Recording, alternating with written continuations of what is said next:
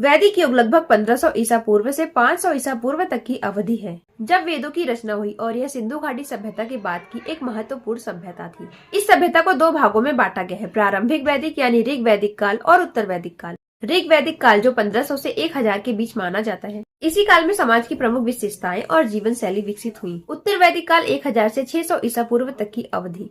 इसी काल में आर्यों ने गंगा की मैदानों की ओर विस्तार किया और समाज में महत्वपूर्ण परिवर्तन को देखा गया। इस काल का ज्ञान मुख्य रूप से वेदों से भी मिलता है, इसलिए इसे वैदिक सभ्यता भी कहते हैं। इतिहासकारों का मानना है कि आर्यों के आगमन से इस सभ्यता की शुरुआत हुई थी, जो भारत के उत्तर पश्चिमी भाग में केंद्रित थी और बाद में गंगा के मैदानों तक फैल गई। इसके अलावा हमारे 4 वेद, ऋग्वेद, यजुर्वेद, सामवेद और अथर्ववेद की रचना भी इसी काल में हुई।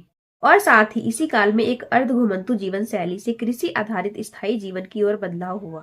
इस काल के शुरुआती दौर में केवल प्रकृति की शक्तियों की पूजा की जाती थी और यज्ञ एक महत्वपूर्ण अनुष्ठान था, और बाद में कर्म और पुनर्जन्म जैसी अवधारणाएं प्रमुख हुई।